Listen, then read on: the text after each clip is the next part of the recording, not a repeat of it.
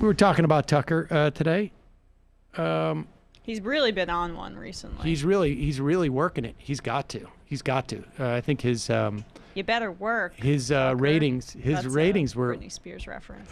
His ratings were starting to get a little bit. We're sagging quite a bit, is my understanding. And so Foxes. Yep. When in doubt, go back to the wussification. He can take this now because this was Limbaugh's thing, that the U.S. public is being feminized. I mean, damn, dude, Limbaugh's body's probably not even cold yet. I know it, and he's stealing it from him. Here is Tucker Carlson. So we've got new hairstyles and maternity flight suits. Pregnant women are going to fight our wars. It's a mockery of the U.S. military. While China's military becomes more masculine as it's assembled the world's largest navy, our military needs to become, as Joe Biden says, more feminine, whatever feminine means anymore, since men and women no longer exist. The bottom line is it's out of control, and the Pentagon's going along with this. Again, this is a mockery of the U.S. military and its core mission, which is winning wars. One of the few people who's been paying attention to this is someone who served in the U.S. military, Indiana Congressman Jim Banks. Yes, here we go. Tucker, what happened to your anti-interventionist, pro-peace stance? Well, obviously, his claim is that he doesn't want to intervene in foreign wars because they're all monkeys and they're primitive and we shouldn't debase ourselves by involving ourselves in our affairs.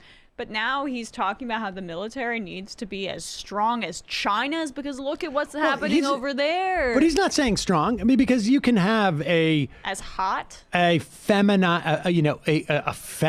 strong military. Not he is by talking Tucker's about. view. He is pushing the idea just that. I mean, this is just age old, right? Like we are being feminized as a country.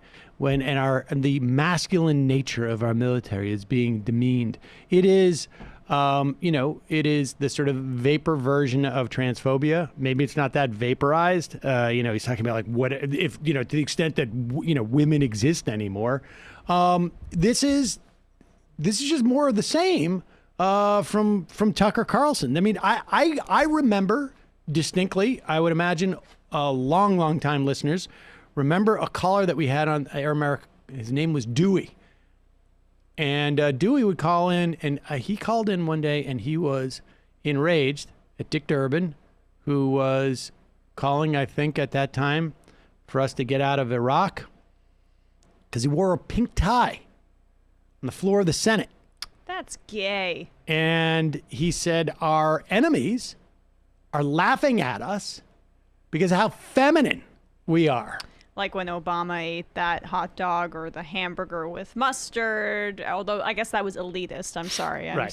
Sean Hannity. But I am fascinated by the interloping of China and all of this, because this is one of my new pet projects of trying to pay attention to, is independent of, yes, I mean, I think calling out the at the very least cultural genocide that China's doing to the Uyghur Muslims there, that's a separate issue that people like Tucker Carlson aren't interested in, and people on the right aren't interested in when they ramp up war with China rhetoric. But this is why Biden being tough on China is going to be one of the main arguments deployed by the right, because you can use xenophobia and you can create a boogeyman, a large adversary of industry specifically, and anti-Asian hatred is on the rise in the United States. So he gets to use the transphobia in that segment. He gets to use anti-Asian biases in that segment. And then it's all culminating in the Biden's not tough enough on China, which we saw in those polling numbers we cited like 2 weeks ago on the show, which being tough on China is in the top 6 or 7 concerns of Republican voters. And when Fox keeps doing this, it's just going to artificially inflate. I'm skeptical that that's going to gain some traction, some long-term traction. Because I listen to it and I'm like, that is...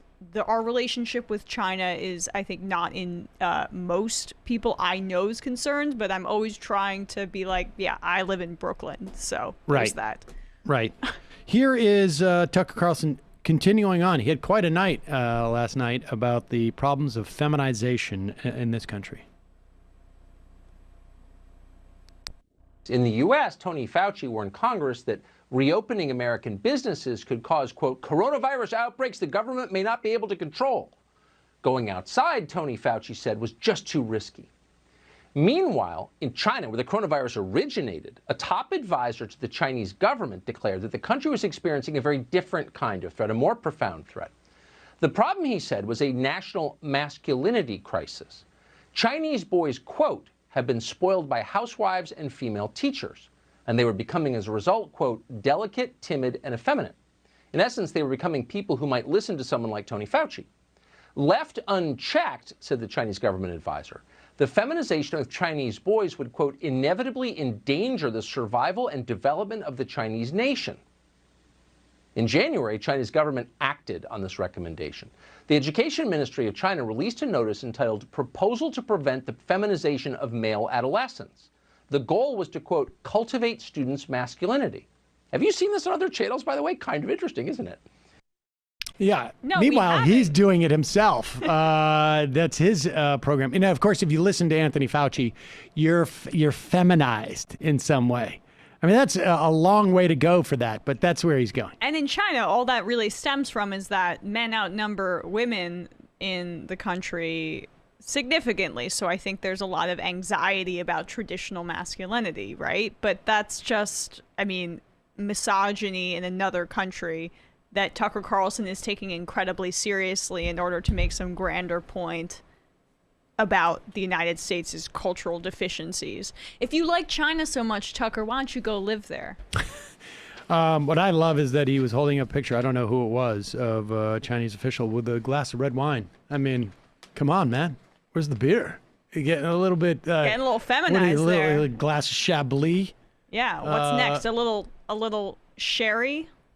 Nothing like nothing like thing? saying that you're I mean that somehow to gender, to apply a to gender the idea of listening to the foremost authority on epidemics in the country.